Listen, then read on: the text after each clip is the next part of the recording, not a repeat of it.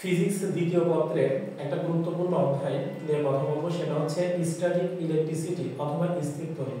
তো এই অধ্যায়ের আজকে আমরা সবচেয়ে গুরুত্বপূর্ণ একটা বিষয়, সেটা হচ্ছে তড়িৎ বিভব অর্থাৎ ইলেকট্রিক পটেনশিয়াল জিনিসটা আসলে কি, সেই বিষয়টা নিয়ে কথা বলবো। তাহলে চলো ক্লাসটা শুরু করা যাক। তাহলে লক্ষ্য করো, আমরা প্রথমে দেখি তড়িৎ বিভব, আসলে বিভব কাকে বলে। তো বিভবের ডেফিনিশনটা হচ্ছে অসীম দূরত্ব থেকে একটি একক ধনাত্মক চার্জকে তড়িৎ ক্ষেত্রের কোনো বিন্দুতে আনতে যে পরিমাণ কাজ করতে হয় তাকে ওই বিন্দুর তড়িৎ বিভব বলে। অর্থাৎ তড়িৎ বিভবের ডেফিনিশনটা হচ্ছে অসীম দূরত্ব থেকে তড়িৎ ক্ষেত্রের কোনো বিন্দুতে একক ধনাত্মক চার্জ আনতে আমাকে যতটুকু কাজ সম্পাদন করতে হবে ওই কৃত কাজটুকুই হচ্ছে বিভব। তাহলে একটু লক্ষ্য করো বিভব জিনিসটা আসলে কি। তাহলে লক্ষ্য করো, আমি যদি এখানে প্লাস কিউ পরিমাণ চার্জ রাখি তাহলে এর চারপাশে কিন্তু একটা ইলেকট্রিক ফিল্ড তৈরি হবে, যেটাকে বলা হয় ইন্টেন্সিটি অফ ইলেকট্রিক ফিল্ড, তড়িৎ ক্ষেত্র তৈরি হবে। ঠিক এইটা থেকে ধরো এটা একটা তড়িৎ ক্ষেত্র তৈরি হবে, ঠিক এই তড়িৎ ক্ষেত্র থেকে ধরো আর দূরত্বে, এই আর দূরত্বে ধরো আমার পি একটা বিন্দু, অর্থাৎ এই তড়িৎ ক্ষেত্রের উপর ধরে নিলাম যে আমাদের পি হচ্ছে একটা বিন্দু। এখন অসীম দূরত্ব থেকে ধরে নাও যে ইনফিনিটি অর্থাৎ অসীম, এই অসীম দূরত্ব থেকে এই পি বিন্দুতে আমি একটা চার্জ নিয়ে আসবো। এখন কথা হচ্ছে ধরো আমরা প্লাস কিউ চার্জ স্থাপন করব, আনবো। তাই চার্জটা আনতে আমাকে কিছু পরিমাণ কাজ করতে হবে। ধরে নাও আমাকে ডাব্লিউ পরিমাণ কাজ সম্পাদন করতে হবে। তাহলে একটু লক্ষ্য করো, এই কিউ পরিমাণ চার্জ আনতে আমাকে কাজ করতে হয় ডাব্লিউ পরিমাণ, অতএব একক চার্জ আনতে আমাকে কাজ করতে হবে ডাব্লিউ ভাগ কিউ। অ্যাকর্ডিং টু ডেফিনিশন, সংজ্ঞা অনুসারে আমরা বলতে পারি যে অসীম দূরত্ব থেকে তড়িৎ ক্ষেত্রের কোনো বিন্দুতে একক ধনাত্মক চার্জ আনতে যতটুকু কাজ করতে হয় তাকে তড়িৎ বিভব বলা হয় বা ইলেকট্রিক পটেনশিয়াল বলে। এই জন্য তড়িৎ বিভবকে ভি দ্বারা প্রকাশ করা হয়, আর ভিজিবল লেখা হয় ডাব্লিউ ভাগ কিউ। তো এটা হচ্ছে তড়িৎ বিভব অর্থাৎ ইলেকট্রিক পটেনশিয়ালের একটা ডেফিনিশন, এটা একটা ফান্ডামেন্টাল সূত্র। তাহলে লক্ষ্য করো, এখান থেকে আমরা খুব সহজে বিভবের এককটা বের করতে পারি। তাহলে লক্ষ্য করো, এখান থেকে দেখো আমরা পেলাম বিভব হচ্ছে ভি আর ভি ডাব্লিউ ভাগ কিউ। এখন আমরা জানি যে তড়িৎ ক্ষেত্রে দেখো এই ডাব্লিউ হচ্ছে কৃত কাজ, তাহলে কাজের একক হচ্ছে জুল আর চার্জের একক হচ্ছে কুলম্ব। তাহলে এখান থেকে আমরা পাবো জুল পার কুলম্ব। এই জুল পার কুলম্বকে একত্রে বলা হয় ভোল্ট। ভোল্ট যাকে আমরা ভি দ্বারা প্রকাশ করব, অর্থাৎ তড়িৎ বিভবের একক হবে হচ্ছে ভোল্ট। এখন আমাকে পরীক্ষায় প্রশ্ন করতে পারে যে 1 ভোল্ট জিনিসটা আসলে কি। যদি আমরা 1 ভোল্টের ডেফিনিশনটা দিতে চাই তাহলে হবে যে অসীম দূরত্ব থেকে তড়িৎ ক্ষেত্রের কোনো বিন্দুতে 1 কুলম্ব চার্জ আনতে যদি আমাকে 1 জুল কাজ সম্পাদন করতে হয় তাহলে তাকে আমরা বলবো 1 ভোল্ট, সেটাকে আমরা 1 ভোল্ট বলবো। তো বিভবের রাশিমালাটা কিভাবে নির্ণয় করে সেটা আমরা একটু দেখে আসি। তো এখন দেখো আমরা ধরে নিলাম যে এইটা হচ্ছে আমাদের আমরা ধরে নিলাম যে এটা হচ্ছে আমাদের এ বিন্দু। এই এ বিন্দুতে ধরো প্লাস কিউ পরিমাণ চার্জ রাখা আছে। এই এ বিন্দু থেকে পি হচ্ছে আরেকটা বিন্দু যার দূরত্ব হচ্ছে আর।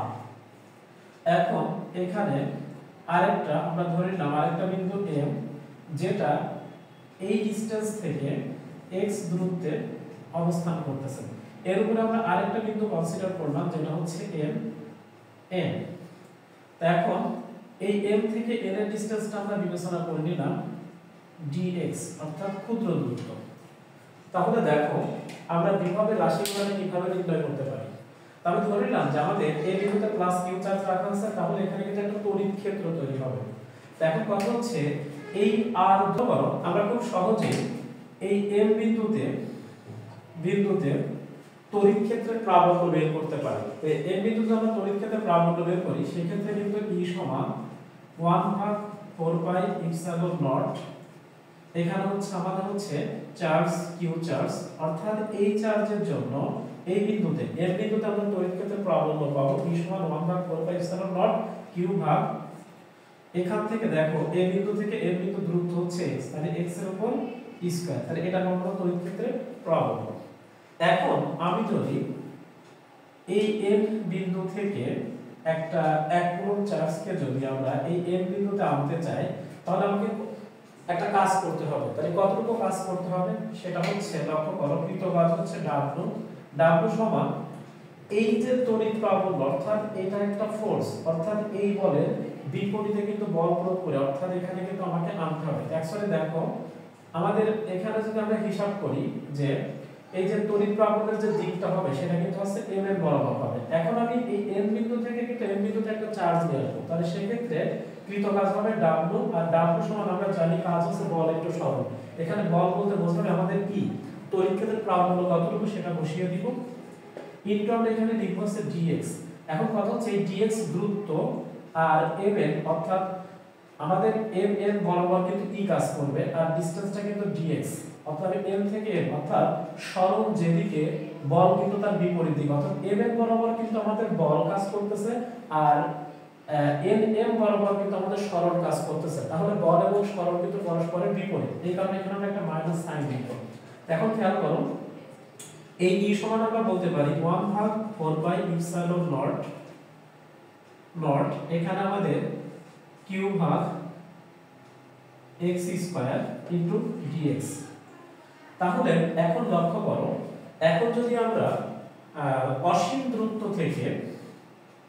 দূরত্ব থেকে কোন চার্জকে আমরা এই p বিন্দুতে আনতে চাই, তাহলে সেই ক্ষেত্রে আমাদের কৃত কাজ কত হবে, অর্থাৎ p বিন্দুতে মানে r দূরত্বে আমাকে রাখতে হবে, সেই ক্ষেত্রে আমাদের কৃত কাজ, সেই ক্ষেত্রে আমরা কৃত কাজ যতটুকু পাবো সেটাই কিন্তু হবে আমাদের হচ্ছে বিভব। তাহলে সেই ক্ষেত্রে আমরা বলতে পারি w সমান কৃত কাজ, w সমান ইন্টিগ্রেশন আমরা অসীম থেকে নিয়ে আসবো r ডিসটেন্সে। তাহলে এখানে লিখে গেল -1/4πε0 এখানে charge divide by x square dx। তাহলে এখন একটু লক্ষ্য করো এই পুরোটাকে আমরা বাইরে নিয়ে এসে লিখতে পারি 1/4πε0। তাহলে এখান থেকে দেখো এই কিউটাকে আমরা বাইরে করে নিয়ে আসলে লিখলে এরকম হবে, আর এখানে আমাদের থাকবে ইন্টিগ্রেশন ইনফিনিটি, এখানে আছে r, আর এখান থেকে ক্যালকুলেশন করলে দেখো x ইনভার্স হয়ে যাবে dx। আমার মনে হয় এই পর্যন্ত তোমরা বুঝতে পারছো। এরপর লক্ষ্য করো আমরা এখান থেকে বলতে পারি কৃত কাজ w। এখন এটাকে যদি আমরা ইন্টিগ্রেট করি তাহলে দেখো আমরা -q 4πε0 এখানে x প্লাস 1, এখানে -2 প্লাস 1, এখানে আমাদের লোয়ার লিমিট, এখানে আমরা লিখব আপার লিমিট। এখন কথা হচ্ছে দেখো এটাকে যদি আমরা ক্যালকুলেশন করি তাহলে আমাদের ইকুয়েশনটা দাঁড়াবে হচ্ছে w সমান 1/4πε0 আমাদের এখানে চার্জ q, নিচে হচ্ছে x এর উপর স্কয়ার। তাহলে লক্ষ্য করো এখন যদি আমরা পুরোটাকে ক্যালকুলেশন করি তাহলে আমাদের দাঁড়াবে 1/4πε0 u ভাগ x। তাহলে এটা হচ্ছে w, অর্থাৎ অসীম দূরত্ব থেকে p বিন্দুতে যদি কোন চার্জ স্থাপন করতে চাই তাহলে আমাদের কাজ করতে হবে এতটুকু। তাহলে যতটুকু কাজ করতে হবে সেটাই হচ্ছে বিভব। তাহলে আমরা এখান থেকে বলতে পারি বিভব হচ্ছে v, আর v = 1/4πε0 চার্জ ডিভাইড বাই দূরত্ব। তাহলে এটা হচ্ছে বিভবের কিন্তু আরেকটা সূত্র। তো কিছু সময় আগে আমরা মূলত সূত্র ফান্ডামেন্টাল জিনিসগুলো আমাদের পরীক্ষাতে আসে না, আমি একটু শর্টকাটে তোমাদের দেখানোর চেষ্টা করেছি, কিন্তু এখানে বিভব v = 1/4πε0 q ভাগ x এইটা অ্যাপ্লাই করে তোমাকে কিন্তু ম্যাথ করতে হবে, ম্যাথটাই পরীক্ষায় আসে। এখন দেখো আমরা তাহলে বিভবের কিন্তু দুইটা সূত্র পেলাম, সেটা হচ্ছে একটা হচ্ছে বিভব v = w ভাগ q, এটা মনে রাখবো। আরেকটা সূত্র পেলাম বিভব v = 1/4πε0 q ভাগ x। এখন এই সূত্রটা যখন আমরা বায়ু বা শূন্য মাধ্যম বলবে তখন আমরা বিভব বের করতে গেলে এই সূত্রটা অ্যাপ্লাই করতে পারবো, আর বায়ু বা শূন্য মাধ্যম ছাড়া যখন অন্য কোনো মাধ্যম বলবে তখন বিভব বের করার সূত্রটা হবে বিভব v = 1/4πε0 আমাদের এখানে চার্জ q ভাগ x, এখানে একটা k যোগ করতে হবে। এই k টাকে বলা হয় ডাই ইলেকট্রিক কনস্ট্যান্ট বা পরাবৈদ্যুতিক ধ্রুবক। তাহলে আমাদের যখন অন্য যে কোনো মাধ্যম অর্থাৎ বায়ু মাধ্যম বা শূন্য মাধ্যম ছাড়া অন্য যে কোনো মাধ্যম যখন বলবে তখন আমরা সূত্র অ্যাপ্লাই করব হচ্ছে এটা, যেখানে v = 1/4π k হচ্ছে একটা ডাইইলেকট্রিক কনস্ট্যান্ট। তো এখানে সবগুলো পরিচয় আমরা কিন্তু জানি, ইপসিলন নটের মানটা আমরা জানি যে 8.85 4 10 to the power -12। তাই এই জিনিসগুলো দিয়ে আমরা মূলত বিভব বের করতে পারব।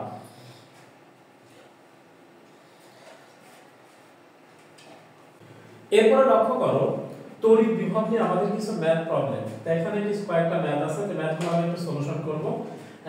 অ্যাকচুয়ালি একাডেমিকে বেশিরভাগ ম্যাথগুলোই আসে, তো আমরা কয়েকটা ম্যাথ এখানে সাজিয়েছি যে ম্যাথগুলো পরীক্ষাতে আসার মতো বা একাডেমিক ম্যাথ বিষয় আসবে, এরকম কিছু ম্যাথ আমরা এখন সলিউশন করব। তো দেখো এক নাম্বার ম্যাথমেটিক্স প্রবলেমে বলা হয়েছে যে একটি মোটর গাড়ির ব্যাটারির দুই প্রান্তের বিভব পার্থক্য, অর্থাৎ এটা ভোল্ট ভি মান দেওয়া আছে। 3.5 কুলম্ব আধানের ব্যাটারি ঋণাত্মক প্রান্ত থেকে ধনাত্মক প্রান্তে স্থানান্তরের জন্য কতটুকু কাজ করতে হবে। তো এক নম্বর অঙ্কটা বেশি কঠিন না। দেখো এখানে আমাদের ভি দেওয়া আছে, 10 ভোল্ট, তাহলে আমরা এটা বসিয়ে দিলাম।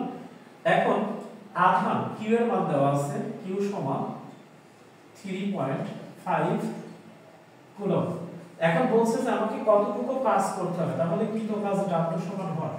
আমরা কিন্তু জানি যে কৃত কাজ হচ্ছে, আমরা জানি যে বিভব V W ভাগ Q। তাহলে এখান থেকে আমরা বলতেই পারি বা W সমান VQ।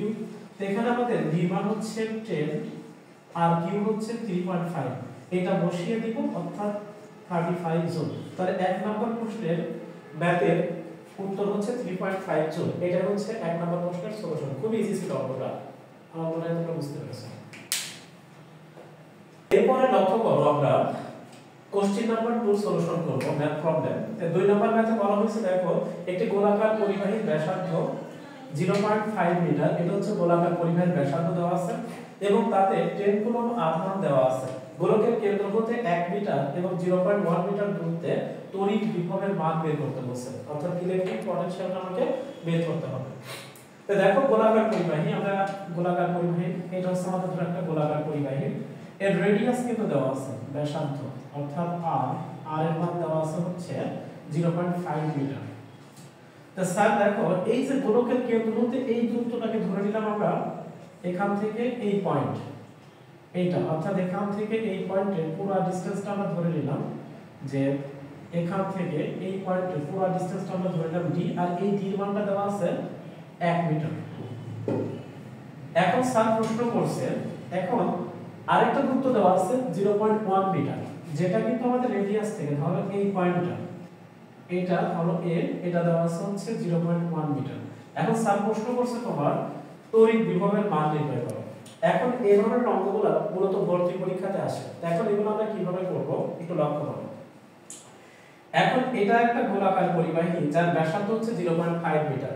এখন কথা হচ্ছে আমরা এর পৃষ্ঠের বিভব বের করতে পারবো। তাহলে পৃষ্ঠের বিভবটা আমরা কিভাবে বের করব? ধরো প্রথম ক্ষেত্রে বিভব V1 আমরা বলতে পারি, আর এখানে চার্জ দেওয়া হয়েছে 10 কুলম্ব, তার মানে Q এর মান আমরা এখানে বলতে পারি বিভব V1 1 ভাগ 4 পাই ইপসিলন নট, এখানে চার্জ Q ভাগ হচ্ছে R।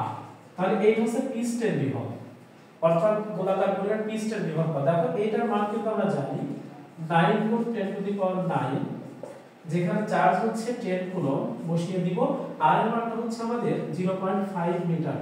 তো এইটা ক্যালকুলেশন করলে আমরা খুব সহজে পৃষ্ঠের বিভবটা কিন্তু নির্ণয় করতে পারবো।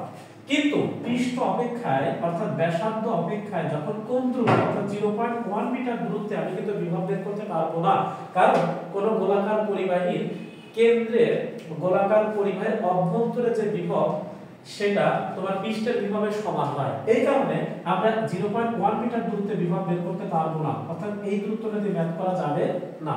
আমি ম্যাথ করলে এইটা অর্থাৎ ব্যাসার্ধের সমান দূরত্ব দিয়ে ম্যাথ করতে পারবো, অর্থাৎ বিভবের মান বের করতে পারবো। আর ব্যাসার্ধ অপেক্ষায় বড় দূরত্ব যেটা দেওয়া থাকবে সেক্ষেত্রেও আমরা বিভব বের করতে পারবো। তাহলে d দূরত্বে যদি আমি বিভব বের করতে চাই তাহলে সূত্রটা সেক্ষেত্রে বিভব ধরো v2 হবে 1 ভাগ 4 পাই ইপসিলন নট আমাদের চার্জ q ভাগ হচ্ছে d। এখানে একটু লক্ষ্য করো আমরা এই 1 ভাগ 4 পাই ইপসিলন এর মান জানি 9 × 10 টু দি পাওয়ার 9 বসিয়ে দিব, এখানে চার্জ q এর মান দেওয়া আছে 10 কুলম্ব বসিয়ে দেব, d হচ্ছে আমাদের d এর ভ্যালুটা হচ্ছে আমাদের হচ্ছে এখানে লক্ষ্য করো 1 মিটার, তাহলে এটা বসিয়ে দিব। এটা ক্যালকুলেশন করলে আমাদের যেটা হবে অর্থাৎ এখান থেকে আমরা পাবো 9 × 10 টু দি পাওয়ার 10 ভোল্ট। এটা হচ্ছে বিভব V2। তো এটা একটা গুরুত্বপূর্ণ অঙ্ক ছিল। এই অঙ্কগুলো মূলত ভর্তি পরীক্ষা বা অ্যাডমিশন টেস্টে আমাদেরকে দেওয়া হয়। এবার লক্ষ্য করো ম্যাথ প্রবলেম 3 নাম্বার ম্যাথ কোশ্চেনটা আমরা একটু লক্ষ্য করি। এখানে 3 নাম্বার ম্যাথ কোশ্চেনটা খুবই গুরুত্বপূর্ণ। এই টাইপের কোশ্চেনগুলো আমাদের একাডেমিকে তো মাঝে মাঝে আসে এবং এটা আমাদের ভর্তি পরীক্ষার জন্য খুবই ইম্পর্টেন্ট।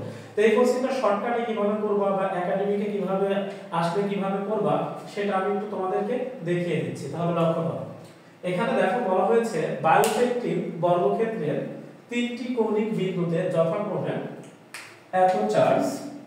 এত চার্জ এবং এত আধান স্থাপন করা হলো। চতুর্থ কৌণিক বিন্দুতে কত আধান স্থাপন করলে বর্গক্ষেত্রের কেন্দ্রে বিভব শূন্য হবে। এই কথার মানে কি? দেখো আমরা একটা বর্গক্ষেত্র এঁকে ফেলি।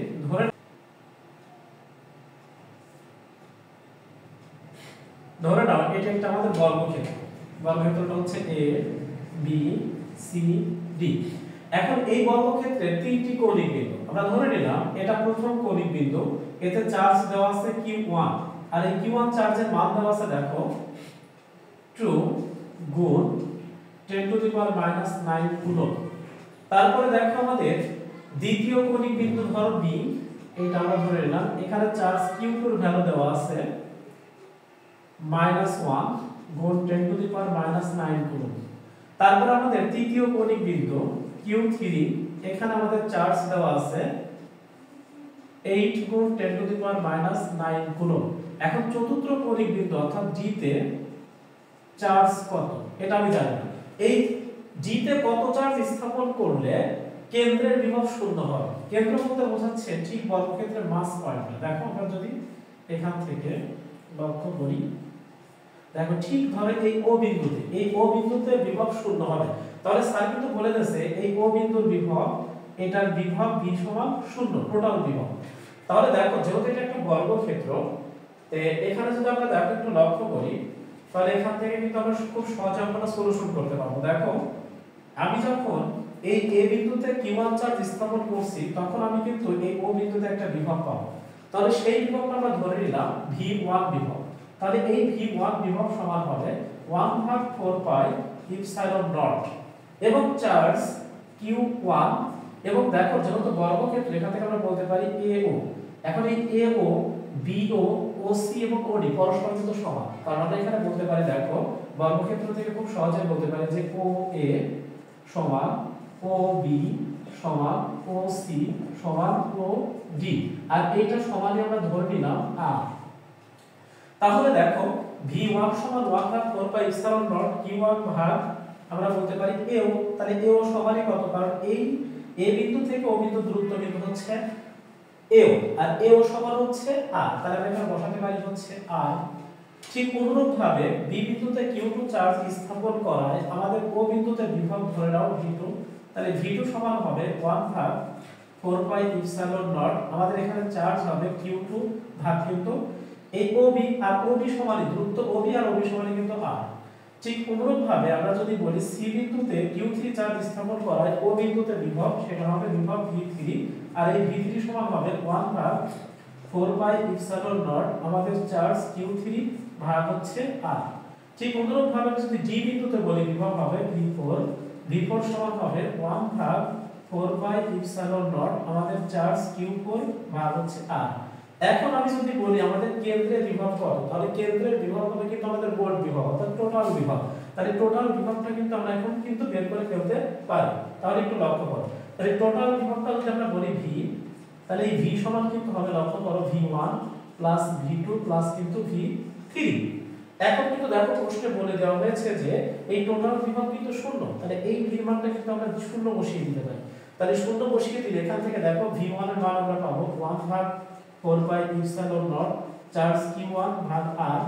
এখানে আমরা পাবো 1/4πε0 চার্জ q2 ভাগ R প্লাস 1/4πε0 চার্জ q3 ভাগ হচ্ছে R প্লাস এভাবে ঠিক 1/4πε0 চার্জ q4 ভাগ হচ্ছে R এভাবে লিখে দিতে পারি। লক্ষ্য করো আমরা তাহলে এখান থেকে বলতে পারি বা 0 ইজ ইকুয়াল টু, দেখো এখানে প্রত্যেকটার মধ্যে 1/4πε0 R কমন আছে, তাহলে আমরা কমন নিতে পারি 4 পাই ইপসিলন ডট r, এটা কমন নিলে আমাদের থাকবে q1 plus q2 plus q3 plus q4, এটা থাকবে। তো এখন একটু লক্ষ্য করো, আমরা যদি এটাকে দিয়ে এটাকে গুণ করি তাহলে এখানে কিন্তু 0 হয়ে যাবে। তাহলে 0 হয়ে গেলে আমরা পাবো q1 plus q2 plus q3 plus q4। তাহলে এখন আমরা যদি লক্ষ্য করি যে আমাদের এই q4 সমান কত, তাহলে একটু লক্ষ্য করো, আমরা এভাবে q1 plus q2 plus q3 plus q4 is equal to 0।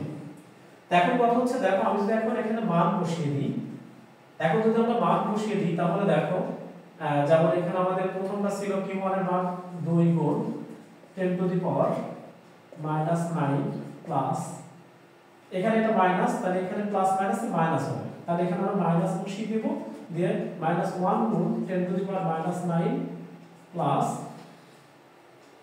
8 গুণ 10 to the power -9 plus q4 সমান 0। এখন আমরা যদি বলি এখানে q4, তাহলে একটু লক্ষ্য করো, এখান থেকে যদি আমরা হিসাব করি দেখো 8 আর 2, এখানে এটা 2 এটা 8, 8 আর 2 10, 10 থেকে 1 বাদ দিলে হচ্ছে 9, তাহলে এখানে বলতে পারি 9 গুণ 10 to the power -9 is equal to q4 সমান 0। তাহলে এখান থেকে বলতে পারি বা q4 সমান -9 গুণ 10 টু দি পাওয়ার -9 কুলম্ব। লক্ষ্য করো, আমি বলতে পারি যে এই রাখা এখান থেকে q4 এর মান পেলাম -9 গুণ 10 টু দি পাওয়ার -9 কুলম্ব। এখন আমি এই কথার মানে কি? এই কথার মানে হচ্ছে আমি যদি ওই বর্গক্ষেত্রের চতুর্থ কৌণিক বিন্দুতে এত চার্জ স্থাপন করি তাহলে তার কেন্দ্রের মোট বিভব কিন্তু শূন্য হবে। তাই যদি অঙ্কটা একাডেমিকে আসে তুমি এই প্রসেসে করতে পারবা, কিন্তু যদি অঙ্কটা অ্যাডমিশনে আসে তাহলে এই লং প্রসেস করার দরকার নেই, সেক্ষেত্রে তুমি একটা শর্টকাট প্রসেস অ্যাপ্লাই করবে, সেটা আমি একটু দেখিয়ে দিচ্ছি।